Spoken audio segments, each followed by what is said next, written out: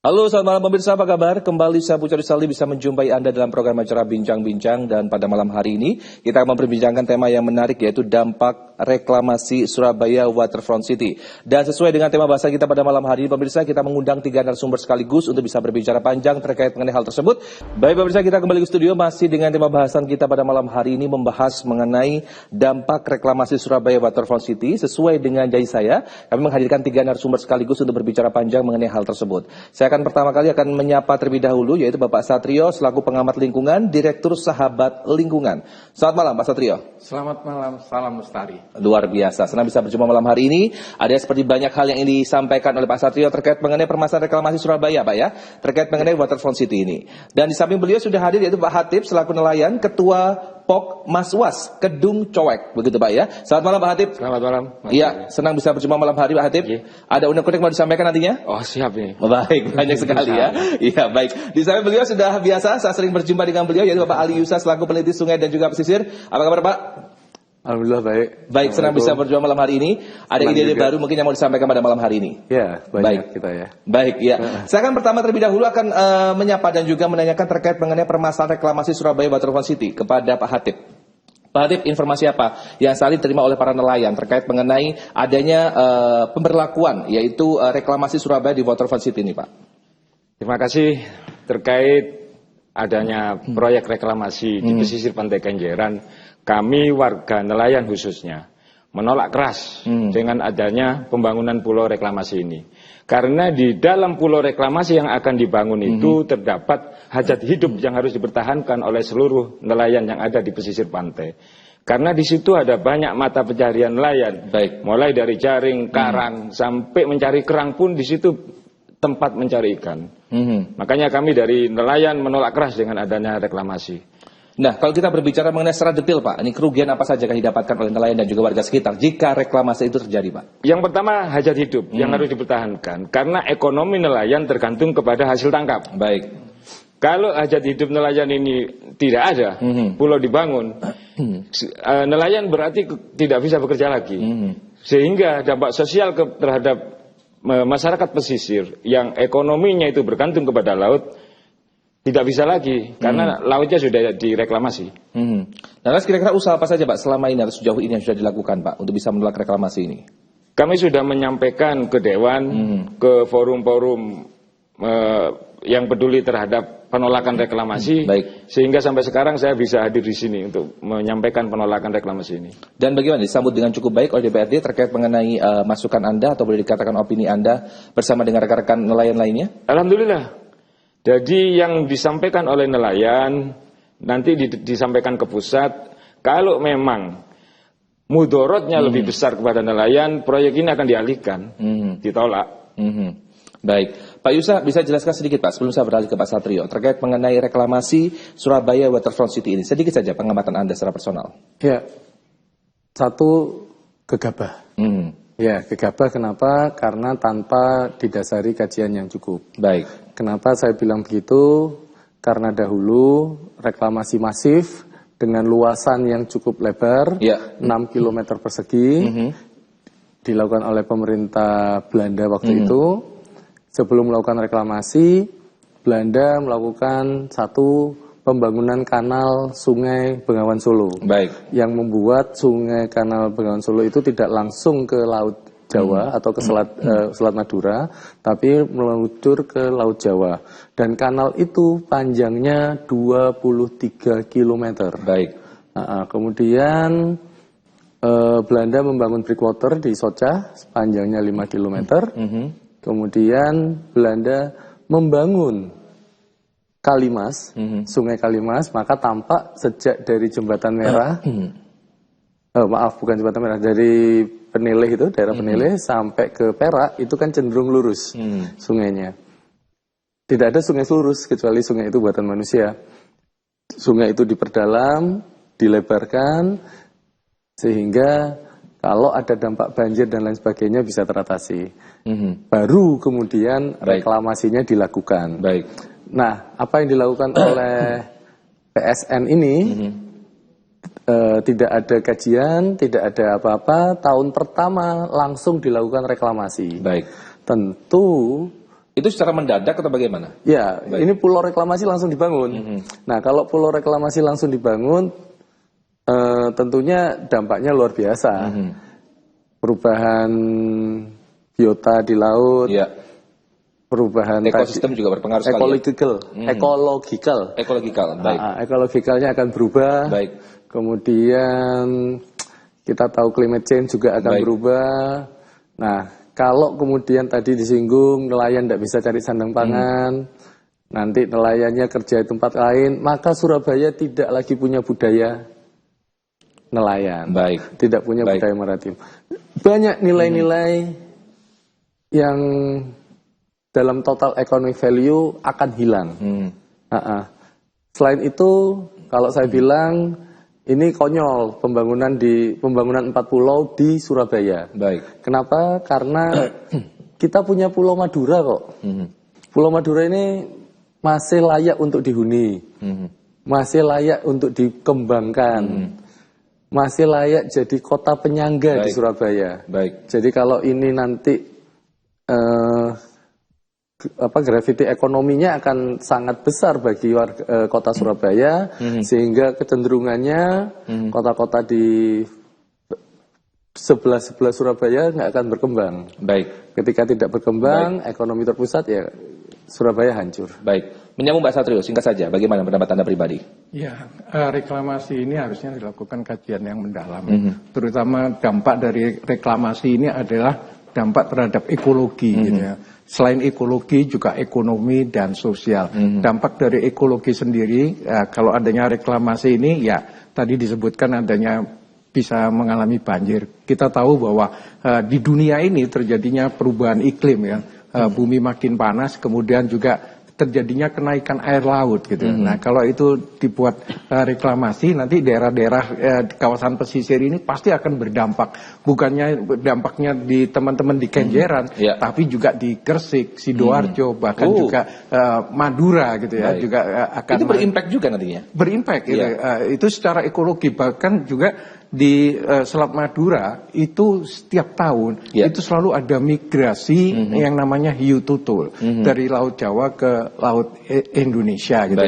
Nah, kalau itu nanti dibangun pulau-pulau migrasi ini pasti akan mengganggu. Belum lagi juga dengan di Surabaya sudah ada ditetapkan dengan kawasan konservasi mangrove gitu ya, di kawasan termasuk di Kenjeran, di Rungkut, kemudian di hampir ke kawasan Sedati. Nah, kalau kawasan mangrove ini akan terkena dampaknya, itu sangat berbahaya. Karena apa? Mangrove ini adalah sumber kehidupan.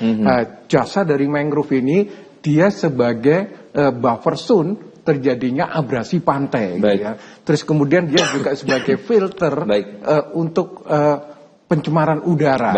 Oksigen itu akan dihasilkan banyak dari mangrove, dari pencemaran udara, dari transportasi, dari industri, dan diserap oleh mangrove tadi, dikembalikan menjadi oksigen, seperti itu. Kemudian dari sisi ekonomi, dengan adanya reklamasi ini pasti akan mengganggu kawan-kawan nelayan, gitu ya. Kita tahu misalnya pelestarian mangrove itu, kalau mangrove-nya lestari, itu yang namanya biota-biota perairan itu akan banyak. Ada kepiting, ada udang, ada nener, ada macam-macam di situ. Itu adalah potensi ekonomi yang menghidupi para nelayan gitu. Tapi nanti kalau itu dibuat reklamasi, yang menikmati siapa? Baik. Nanti kita akan sambung lagi, Mas Satrio. Ini menarik sekali perbincangan kita. Hatip, ada beberapa pertanyaan yang saya ajukan kepada Anda. Pemirsa, Anda jangan beralih kemana-mana karena kami akan segera kembali. Tentunya setelah pesan-pesan berikut ini.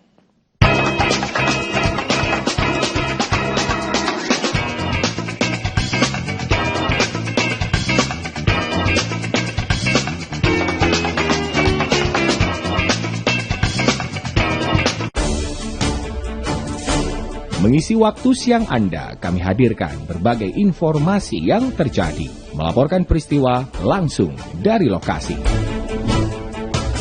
Tingginya minat berbelanja seragam tersebut memberikan rezeki lebih kepada pedagang seragam sebesar lebih dari 70% dibandingkan hari biasanya. Update siang, setiap hari pukul 11.30 waktu Indonesia Barat di Jawa Post TV.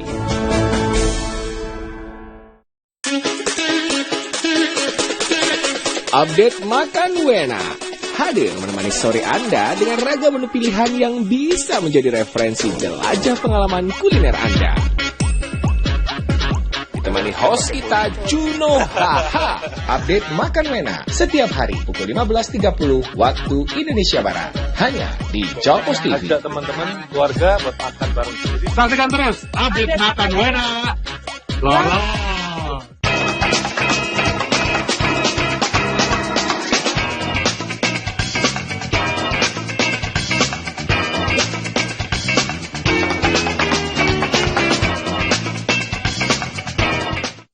Terima kasih pemirsa, Anda masih tetap bersama kami dalam program acara Bincang-Bincang. Masih bersama saya Putra Saldi. Kita masih membahas mengenai tema bahasan kita pada malam hari ini, yaitu dampak reklamasi Surabaya Waterfront City ya. Masih dengan 3 narasumber dan saya ingin mengajukan kembali pertanyaan kepada Pak Hatip. Pak Hatip, tanpa mengurangi rasa hormat, saya ingin bertanya kepada Anda. Sebenarnya dipermasalahkan oleh nelayan ini, mohon maaf Pak, tanpa mengurangi rasa hormat, apakah kurangnya kompensasi yang diberikan oleh pihak tertentu atau memang ingin menjaga ekologi dari laut itu sendiri Pak? Silakan. Kami nelayan ini tidak berharap kompensasi. Kami mempertahankan laut untuk anak cucu kita nanti itu bagaimana.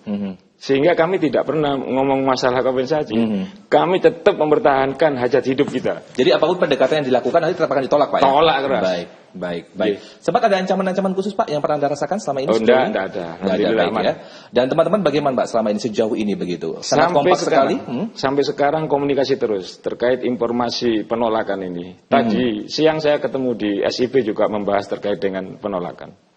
Oke, dan responnya bagaimana Pak terkait mengenai penolakan ini dari pihak-pihak terkait atau pihak-pihak tertentu? Mendukung Anda secara pribadi atau mungkin bersikap apatis terkait dengan hal tersebut? Ya alhamdulillah dari dinas, dari instansi yang paling bawah, LPMK termasuk support kepada kita yang menolak. Alhamdulillah, jadi dukungan semakin kuat, khususnya warga kota Surabaya. Karena kalau sampai pembangunan pulau reklamasi ini terjadi, kaitannya dengan 9 pintu keluar air dari kota Surabaya ini tertutup oleh situ. Makanya kita harus betul-betul menolak dengan adanya pulau reklamasi ini. Baik, langkah-langkah tadi sudah Anda sampaikan di awal tadi bertemu langsung dengan pihak DPRD begitu ya. Langkah lainnya apa saja Pak Hatip yang Anda sudah lakukan bersama dengan rekan-rekan? Kami dan rekan-rekan sering mengadakan pertemuan, kumpul, termasuk nanti kami akan menyampaikan ke wali kota. Jadi tahapan-tahapan yang sudah kami lakukan, yang mau kita lakukan, kita sudah sharingkan. Jadi nanti insya Allah perkembangan akan datang, kita sampaikan ke teman-teman yang lain. Baik, Pak Hatip, tidak semua orang itu berani speak up seperti Anda tampil di depan publik terkait mengenai penolakan reklamasi semacam seperti ini. Apa yang motivasi Anda secara pribadi Pak? Sebenarnya semua berani kalau nelayan nyampaikan, cuman bahasanya aja yang tidak bisa. Baik, jadi ada mewakili bahasa Jawa. Baik. Jadi ada mewakili rekan-rekan Anda secara pribadi. Sebenarnya semua juga berani. Nah itu banyak di depannya. Semuanya sebenarnya berani untuk menyampaikan hal tersebut. Cuma mungkin dalam penyampaiannya mungkin agak menjadi berbeda begitu Pak ya. Betul. Jadi Anda mewakili nelayan kan tahu kan, nelayan itu sangat keras biasa hidup bilang. Makanya saya mewakili dulur-dulur yang lain untuk menyampaikan malam hari ini. Baik. Kita beralih ke Pak Yusa. Pak Yusa, kalau kita menyambung lagi dengan apa yang disampaikan tadi, bahwasannya kan dampaknya sangat erat sekali terkait mengenai ekologi yang sudah ada begitu. Dan kita ketahui bahwasannya ini tadi sempat disambung oleh Pak Satrio, bahwasanya bisa berdampak pada daerah-daerah lainnya, seperti daerah Gresik, ya Madura, betul Pak ya, Gresik, Madura dan lain sebagainya begitu. Nah kira-kira Pak, apa nanti yang membuat akhirnya kegiatan reklamasi ini tidak dilanjutkan Pak? Karena memang desakan dari nelayan sendiri atau mungkin mengingat adanya beberapa perhatian terkait mengenai ekologi yang sudah disampaikan tadi? Jadi ini sudah jadi ranah di PSN. Langkah-langkah penolakan ini juga harus sistematis. Bahwa dampaknya sudah diketahui. Di kawasan tersebut itu adalah kawasan fishing ground. Kawasan di mana seluruh nelayan di kawasan Selat Madura itu membutuhkan daerah tersebut. Ada nelayan Probolinggo, Pasuruan, Sidoarjo, Madura, itu nyari ikannya juga di sekitar situ. Kalau itu kemudian jadi kawasan pemukiman yang dikelola oleh oligarki, tentu ini membuat banyak yaitu hajat hidup orang banyak akhirnya terganggu. Saya pikir penolakan ini tidak akan berhenti di masyarakat Surabaya. Tapi penolakan ini akan merambah ke pesisir-pesisir di Pulau Jawa bagian mana ini? Timur ya. Gayung Bersambut begitu Pak? Ya, karena ini sangat, kalau jenengan tahu kawasan di situ setiap harinya itu tidak hanya nelayan dari Surabaya, nelayan-nelayan tempat lain datang ke situ. Itu menandakan bahwa Surabaya sebetulnya punya ketahanan pangan sendiri. Nah, dari ketahanan pangannya ini sendiri, maka biaya hidup di Surabaya bisa sangat terjangkau. Bayangkan ketika tidak ada nelayan di Pamurbaya, maka ikan ini akan disuplai dari daerah-daerah yang lain, maka biaya hidupnya juga akan semakin mahal. Terkait sama rekreasi, nikmat hidup, keberadaan tadi sudah sempat disinggung, keberadaannya mangrove dan lain sebagainya, pantai, ini sangat membantu sebetulnya. Kenapa? Karena kita akan merasakan angin darat, angin laut. Kalau sudah berdiri gedung-gedung di sana, terhambat. Ketika ini terhambat, ya banyak yang terjadi. Saya pikir pemerintah harus bijak, karena ini kan kesannya terburu-buru. Keberadaan reklamasi ini pulau reklamasi berjumlah 4 ini kesannya sangat terburu-buru. Bayangkan dari bulan Maret, kemudian sekarang bulan. Nah, pertanyaan saya Pak Yusa, apa yang membuat ini menjadi sangat terburu-buru Pak? Apakah ada kepentingan khusus di dalamnya atau bagaimana? Saya melihatnya itu, dan saya melihatnya ini akan mematikan ekonomi daerah. Ekonomi daerah itu maksudnya bukan daerah terpencil ya, tapi ekonomi daerah itu ekonomi sebaran yang harusnya ini menjadi kehandalan dari Provinsi Jawa Timur. Baik. Ketika ada 4 pulau ini, sekarang saja perputaran uang di Surabaya itu 25 triliun. Sementara APBD kita hanya 12 triliun. Maka beban kota ini sudah cukup tinggi.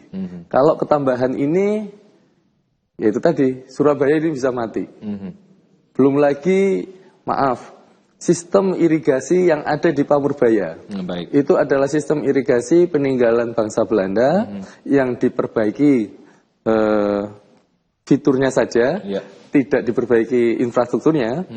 Nah, ketika ada 4 pulau dengan seluas 10 km persegi ini. Luas pulaunya 10 km persegi.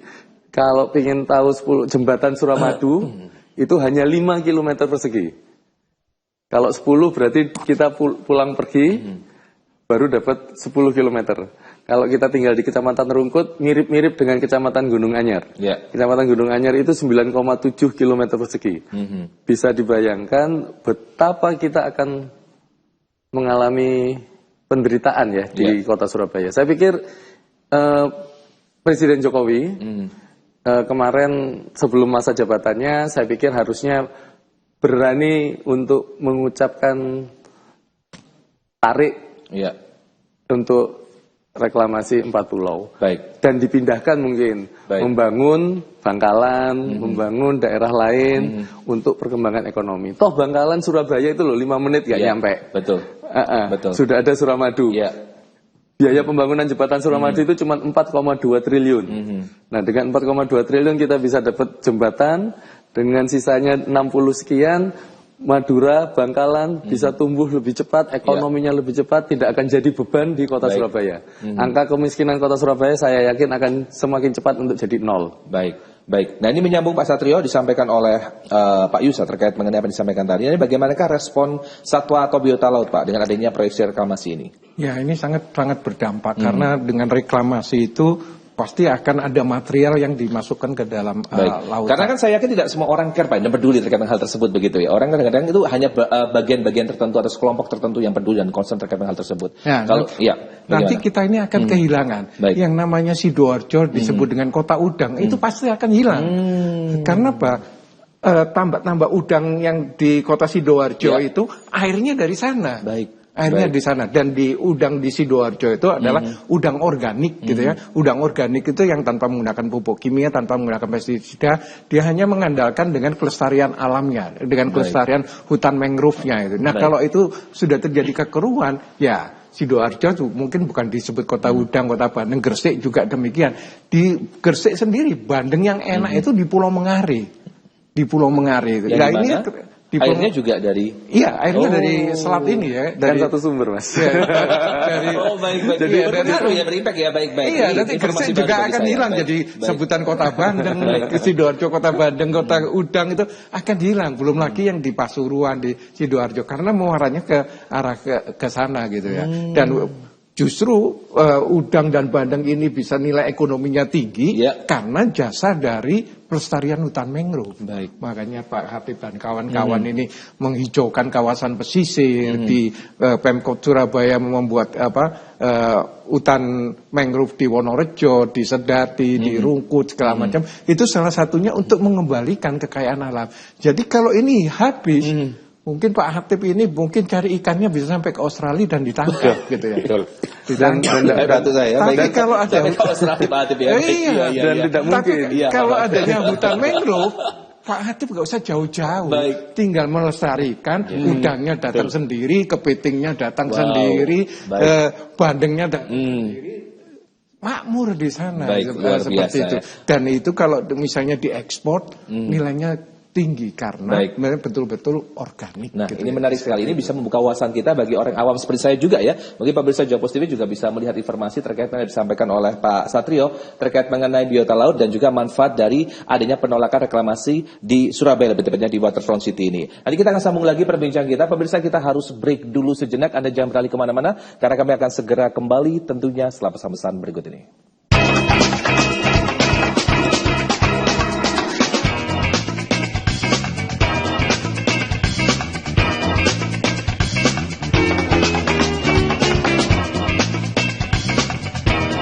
Mutiara Islam, tayangan religi membahas berbagai persoalan kehidupan di masyarakat dengan kajian dari sudut pandangan Islam. Mendapat jodoh, istri yang begini. Umumnya ya takdirmu pun nggak bisa dirubah, ya wes, ya itu bersama narasumber dan ustadz yang ahli di bidangnya. Saksikan Mutiara Islam setiap hari pukul 5 pagi hanya di Jogpos TV. Kanker paru-paru adalah kondisi sel-sel tumbuh secara tidak terkendali di dalam organ paru-paru. Organ ini berfungsi menyebarkan oksigen ke dalam darah saat menghirup nafas dan membuang karbon dioksida saat menghela nafas. Saksikan membedah seputar kanker paru-paru Rabu 7 Agustus pukul 6 pagi. Jam 6 sampai dengan jam 7 pagi hanya di Jogpos TV.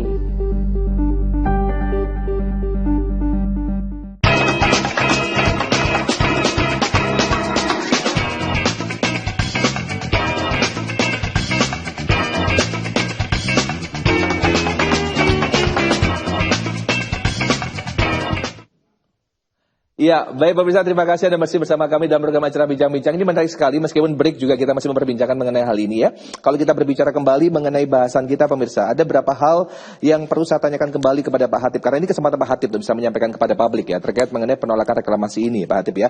Nah ini bagaimanakah tangkapan nelayan makin sulit Pak dapat dengan adanya reklamasi ini? Apakah akan terjadi seperti itu nantinya ke depannya?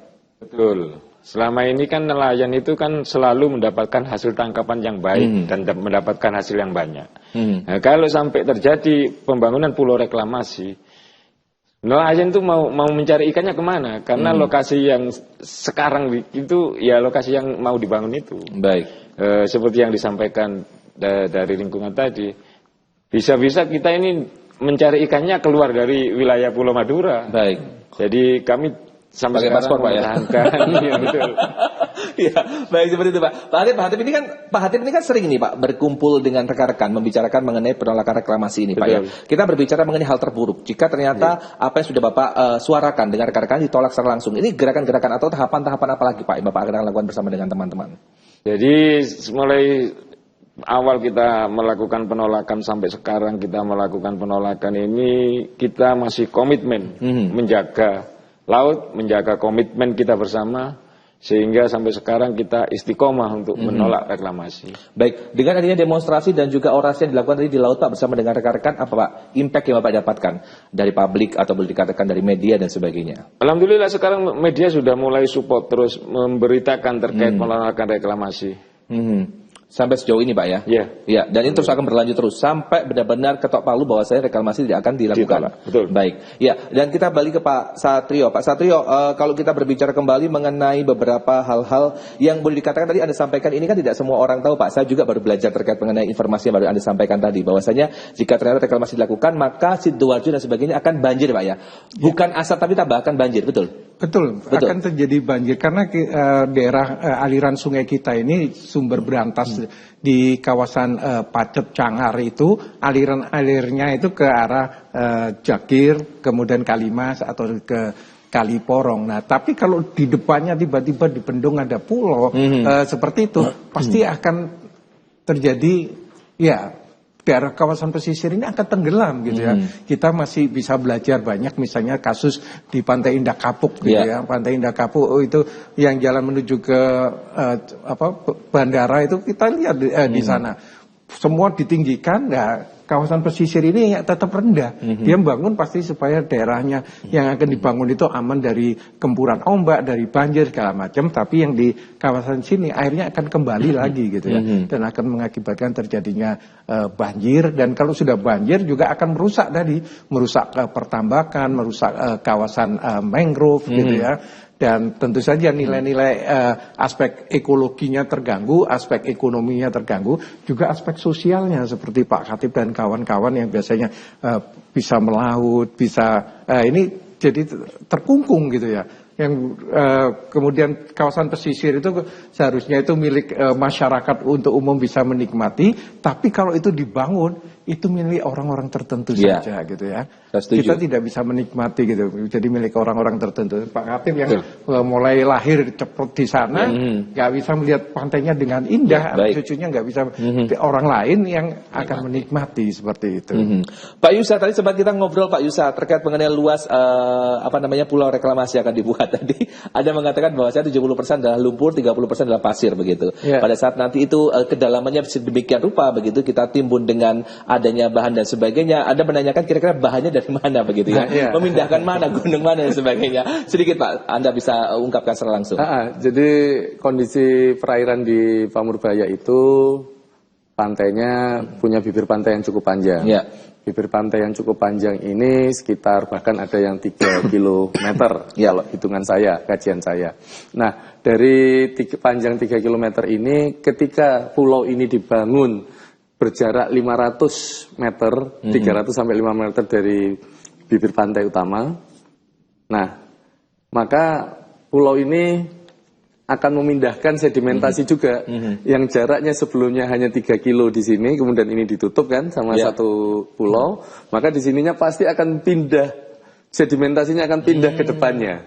Nah, ketika sedimentasi pindah ke depannya ini, tetap saja akhirnya sedimentasi tidak menyelesaikan persoalan sedimentasi di Selat Madura, karena sebetulnya persoalan sedimentasi di Selat Madura itu adalah bagaimana kita memelihara pembuangan Bengawan Solo yang sedimentasinya sangat tinggi, dan bagaimana kita membantu kelancaran dari aliran sungai yang dari Sungai Berantas bisa langsung di Selat Madura. Bicara berapa kubik tanah yang dibutuhkan untuk melakukan reklamasi, kita kenal ada 3 macam proses dalam melakukan reklamasi. 1 adalah menimbun, 2 itu membuat bendungan, kemudian airnya dikeluarkan, yang ketiga kombinasi. Nah, persoalannya dengan kondisi lumpur yang 70%, pasir yang hanya 30%, dan ketinggian muka tanah yang diinginkan, kalau idealnya itu sekitar 10 meter, saya ini pakai ideal yang sederhana di tanah biasa, dengan luasan 10.000 meter persegi, 10 kilo kan 10.000 meter persegi, maka 10.000 dikali 10 meter persegi, ya itulah luasan tanah. Nah, saya pikir ini pasti akan jasa proyek ini hanya disenangi oleh satu, jasa tukang geragal, karena akan memasukkan banyak geragal. Tukang sampah mungkin, karena bisa jadi sampah itu dipindahkan ke situ semua. Tapi ini juga akan merusak semua alam, karena konsekuensi ekologisnya harus dilakukan. Persoalannya pengembang ini sejak tahun pertama hanya bicara tentang reklamasi. Ya, ketika dia bicara reklamasi, berarti dia sebetulnya tidak ada pemikiran untuk memajukan kota Surabaya. Tapi menghancurkan kota Surabaya. Kita berikan tanda koma terlebih dahulu, kita akan sambung lagi perbincangan kita. Pemirsa, kita harus break dulu sejenak, kami akan segera kembali tentunya setelah pesan-pesan berikut ini.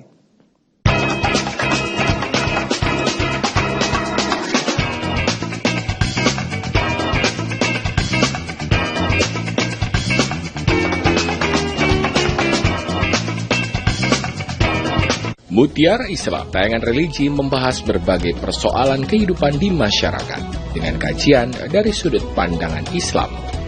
Mendapat jodoh, istri yang begini. Umumnya ya takdirmu nggak bisa diubah, ya wes, ya itu bersama narasumber dan ustadz yang ahli di bidangnya. Saksikan Mutiara Islam setiap hari pukul 5 pagi hanya di Jawa Pos TV.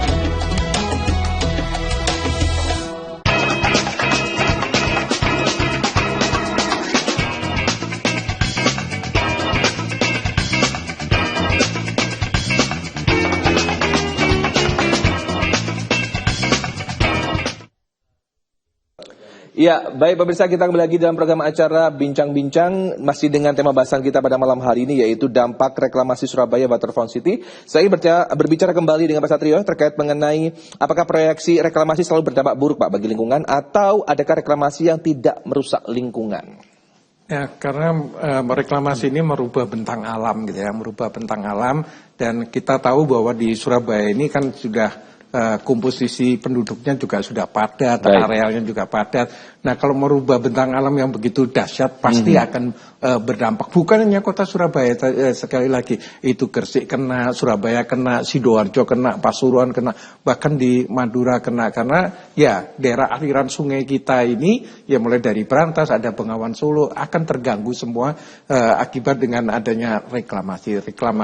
Ya saya setuju tadi misalnya, ya kenapa di sebelah ada Pulau Madura, kenapa nggak yang dibangun? Pak Satrio, mengingat apa yang disampaikan tadi ini kan dampaknya buruk sekali Pak, tapi kenapa reklamasi itu masih terus mau dilakukan atau hendak akan dilakukan begitu?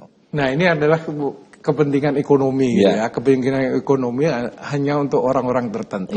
Kalau niatnya itu memang untuk sustainable development, untuk pembangunan berkelanjutan, ya seharusnya di tempatnya kampung nelayan yang sudah ada ini, ayo dibangun, disejahterakan. Perahunya yang katanya kurang modern, ayo dibangun, dimodernkan. Nah, ini adalah pembangunan yang berkelanjutan gitu. Bukan hanya menggusur dan membuangnya seperti itu aja. Nah, nanti menggantikan kawasan nelayan ini menjadi kawasan baru yang penghuninya bukan orang-orang dari sini gitu ya. Oh, baik, dikit ya. Menambahkan silakan. Nambahin dikit. Jadi gini, sepakat bahwa kalau mau dibajukan ke nelayannya, hidupkan lagi karang Kletak, hidupkan lagi karang Pinggir, karena dua karang ini sebetulnya kedua karang yang dimiliki oleh Surabaya, yang secara lampau dan sampai kini ini yang memberi penghidupan bagi masyarakat di Surabaya untuk ketahanan pangannya. Dan kondisi karang Kletak dan karang Pinggir saat ini sedang mengkhawatirkan. Adanya reklamasi ini jelas akan mempercepat proses matinya dua karang ini. Kalau bicara tentang kenapa tidak Bangkalan saja yang dikembangkan, silahkan larikan ke Bangkalan, kepentingannya siapa? Karena membangun Madura mungkin akan punya ini kan nilainya lebih murah bikin tanahnya, 10 km persegi dengan duit 72 triliun kan bisa didapat, berapa meter persegi dia bisa jual. Ini kurang ajarnya. Dan kemudian ketika jarak antara, kenapa jarak, ketika saya tanyakan jaraknya antara pulau reklamasi dengan pulau induk, kenapa hanya 300 meter, kenapa tidak 1 kilo, kenapa tidak rapat saja. Nah, ini juga tidak jelas. Jadi saya berpikir oligarki yang mengerjakan proyek ini jelas hanya membangunnya ini lewat feeling, lewat perasaan, tidak lewat kajian. Dan saya pikir mereka sudah menipu. Kalau mereka memberikan ini ke pemerintahan, kajiannya masih sangat dasar, kemudian dianggap sebagai kajian yang sudah mumpuni. Nah, saya pikir ini mereka sudah menipu pemerintah dalam khususnya pemerintah yang ada saat ini, pemerintah Jokowi, untuk meluluskan menjadi sebuah proyek PSN. Iya. Baik, kalau kita ketahui bahwasanya PSN ini kan muncul dan ada di tengah-tengah masyarakat, lebih tepatnya di daerah Bapak ya, di Surabaya area Timur Pak, betul ya? Nah, itu kan kita ketahui bahwasanya pasti mereka sudah mempersiapkan di awal Pak, pasti ada semacam pro dan juga kontra terkait dengan hal tersebut. Dan saya pikir juga banyak sekali perundingan dan juga pendekatan-pendekatan kepada pihak-pihak tertentu dalam melakukan hal tersebut. Menurut Anda pribadi, pada saat adanya gugatan nelayan dilakukan terkait mengenai PSN ini, proyek PSN ini, kira-kira apa yang membuat nantinya akhirnya tidak dilaksanakan kembali Pak? Atau apa kira-kira strategi yang perlu dilakukan, berikan masukan langsung kepada Pak Hatip Pak, terkait mengenai hal tersebut Pak Yusa, tanggapan Anda? Iya, mereka tidak pernah melakukan kajian kok dengan kawan-kawan nelayan. Kajiannya menurut pengakuan salah satu pengkaji dan salah dua, karena waktu itu secara personal saya bertanya. Dua-duanya mengakui bahwa ini kajian masih sangat dasar. Dan ketika kajian yang dasar ini dijadikan dasar oleh oligarki untuk mengajukan PSN, karena kan PSN ini kan prosesnya pengajuan ya, mengajukan kepada pemerintah ini bahwa dijanjikan bisa menambah peningkatan ekonomi di kota Surabaya.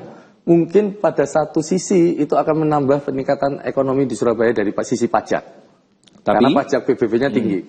Tapi dari sisi total economic value yang meliputi banyak hal, manfaat langsung, manfaat tidak langsung. Manfaat langsung itu seperti pajak dan lain sebagainya, manfaat tidak langsung itu seperti budaya, gaya hidup dan lain sebagainya. Ini pasti akan sangat berkurang jauh total economic value-nya. Nah, ini yang sebetulnya bisa dijadikan hitung-hitungan bersama. Kalau total economic value-nya itu minus sebelum ada pembangunan, maka saya pikir PSN harus dibatalkan, karena pada prinsipnya PSN itu bertujuan bagaimana bisa sesegera mungkin meningkatkan taraf hidup masyarakat di sekitar. Namun ketika total economic value yang ada di kawasan tersebut makin turun, ya sudah jelas PSN harus dibatalkan. Dan saya yakin total economic value yang ada di kawasan situ pasti akan turun. Total economic value-nya apa yang pasti turun? Tadi nelayan. Pengakuan dari... Tapi Pak Yusa, mohon maaf saya memotong. Dengan adanya teori yang Anda sampaikan tadi, apakah memungkinkan begitu bagi Pak Hatip dan juga rekan-rekan akan memenangkan perkara ini, dalam artian di lapangan begitu, kadang-kadang dengan teori dengan di lapangan akan menjadi sedikit berbeda begitu. Tanggapan Anda pribadi, Anda cukup optimis bahwasanya nanti gugatan ini akan benar-benar terlaksana dengan cukup baik? Ya, jika ini digerakkan oleh seluruh masyarakat di kota Surabaya, jika ini disinergikan dengan kebutuhan masyarakat kota-kota penyangga Surabaya akan ketahanan pangan di kawasannya, kawasan kita ini, kawasan Selat Madura, saya sangat berkeyakinan ini kampungnya pahlawan. Belanda nikah dengan kondisi kekuatan yang luar biasa, mampu kita pukul balik. Ini oligarki yang akan menguasai laut Surabaya, laut Selat Madura, laut Indonesia, ya pasti bisa kita kalahkan. Baik, nanti kita akan sambung lagi perbincangan kita. Kita masih menyisakan beberapa segmen. Pemirsa, Anda jangan beralih kemana-mana karena kami akan segera kembali. Tentunya setelah pesan-pesan berikut ini.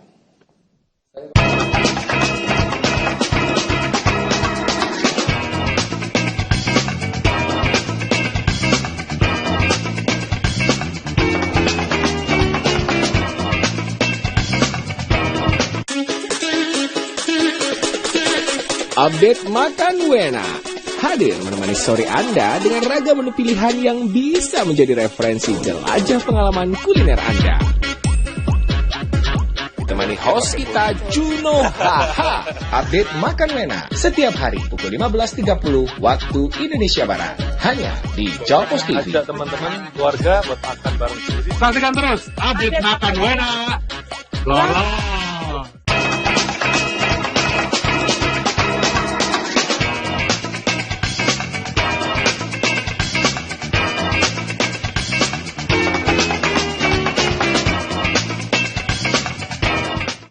Masih bersama saya Pucuk Rizaldi dalam program acara Bincang-Bincang pemirsa. Kita masih memperbincangkan bahasan kita pada malam hari ini, yaitu dampak reklamasi Surabaya Waterfront City. Dan tentunya hari ini begitu panas ya, kalau saya melihat bahwasannya perbincangan kita, saya banyak belajar dari Pak Yusa dan juga Pak Satrio terkait mengenai beberapa hal tertentu terkait mengenai biota laut dan juga menjaga ekologi laut dengan cukup baik. Dan juga saya belajar perjuangan dari Pak Hatip dan juga bersama rekan-rekan didukung saat ini luar biasa di studio begitu bersama dengan rekan-rekan nelayan menolak adanya reklamasi yang ada di Surabaya bagian timur, betul Pak ya? Betul. Koreksi kalau saya salah, betul ya Pak ya? Betul. Dan kita sambung lagi mengenai hal ini. Saya ingin bertanya kepada Pak Satrio, apa yang menurut Anda perlu dilakukan pemangku kebijakan daerah dalam hal ini, Pemkot atau DPRD, dalam menghadapi reklamasi yang juga proyek strategis nasional pemerintah pusat ini Pak? Ya, menurut saya sebaiknya kajian ini harus diperdalam gitu ya. Karena apa?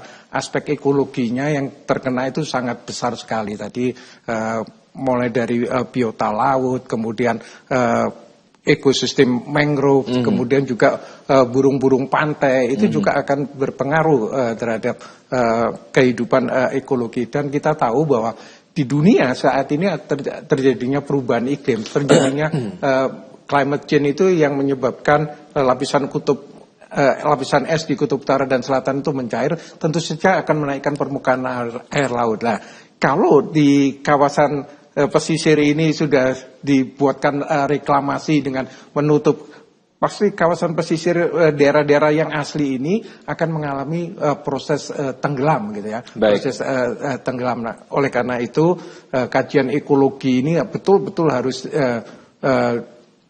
diindahkan itu. Kalau tidak ya nanti akan berdampak buruk tadi, termasuk juga biota-biota yang daerahnya udang, bandeng, kepiting, nener, termasuk aspek sosial dari masyarakat yang biasanya melaut, tiba-tiba sudah berubah menjadi kawasan pulau. Ya tadi saya dia sampai ke Australia gitu ya.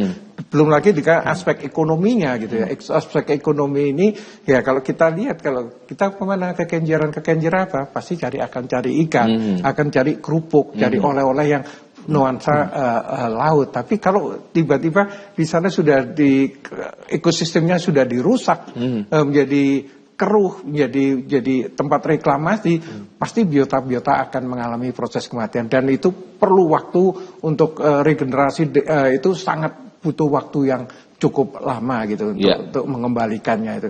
Karena kasus-kasus lingkungan itu untuk mengalami hemostasis atau mengalami proses keseimbangan itu butuh waktu gitu ya, butuh waktu yang cukup lama gitu. Baik, Pak Satrio, mengingat Anda sebagai Direktur Sahabat Lingkungan, program apa saja yang sudah dilakukan sejauh ini Pak? Nah, kita sangat prihatin sekali, kita ini menggembar-gemborkan kawasan pesisir kita menanam mangrove itu mulai dari Tuban, Gresik, Pulau Mengari, termasuk di Kenjeran, di Wonorejo, Pasuruan itu.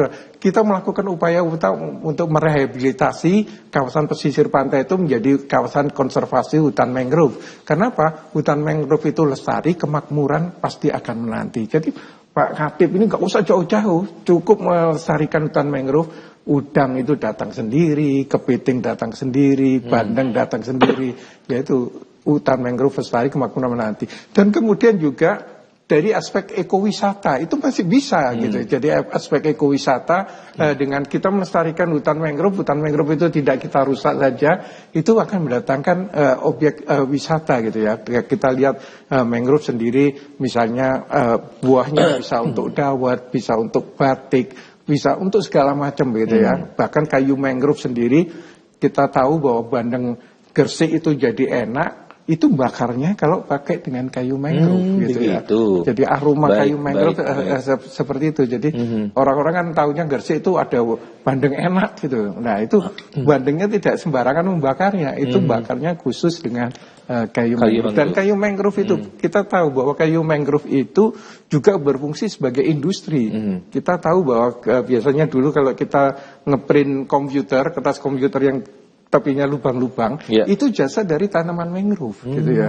Jadi kertasnya komputer itu dari kayu mangrove. Jadi kayu mangrove ini sangat bermanfaat gitu. Apalagi selain secara ekologi itu mangrove itu hampir sekitar 110 spesies gitu kalau di Surabaya ini hampir 56 spesies dan mereka saling bersinergi. Ada yang bentuknya seperti cakram gitu ya, seperti cakram, ada yang menjulang ke atas. Dan ini dicontoh oleh pemerintah Jepang untuk membangun pondasi yang anti tsunami. Gitu. Baik. Ya, baik. Kalau mangrove-nya ini lestari, baik. Ada gempuran tsunami. Ingat bahwa kita ini negeri cincin Sirkum Pasifik ya, bencana gitu ya. Ini tidak menutup kemungkinan adanya potensi tsunami.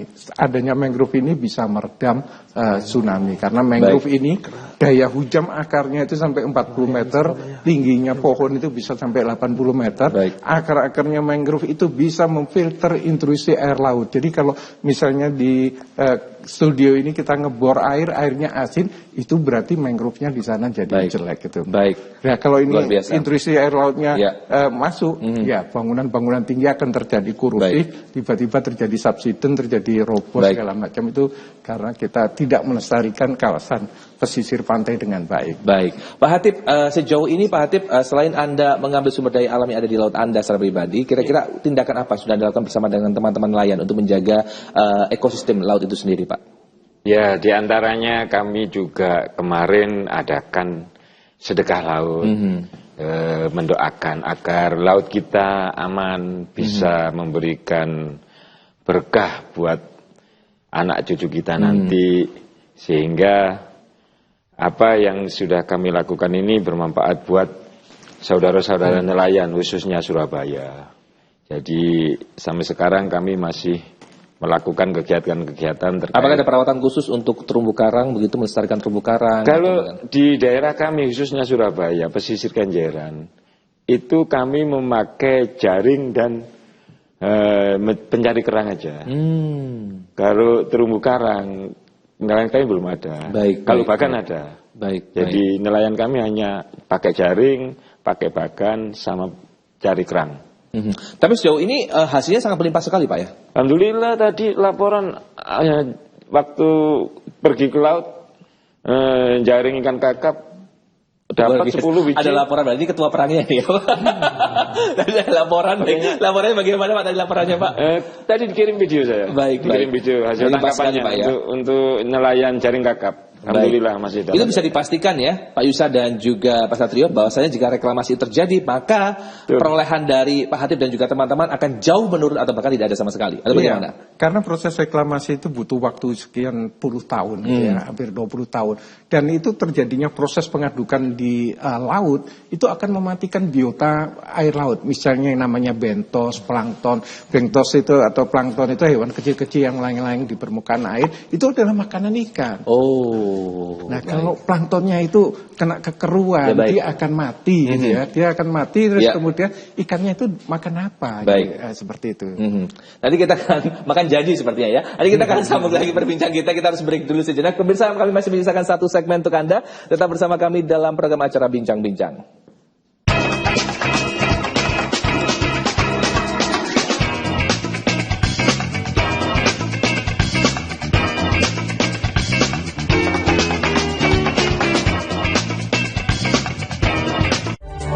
Kanker paru-paru adalah kondisi sel-sel tumbuh secara tidak terkendali di dalam organ paru-paru. Organ ini berfungsi menyebarkan oksigen ke dalam darah saat menghirup nafas dan membuang karbon dioksida saat menghela nafas. Saksikan membedah seputar kanker paru-paru, Rabu 7 Agustus pukul 6 pagi. Jam 6 sampai dengan jam 7 pagi, hanya di Jawa Post TV.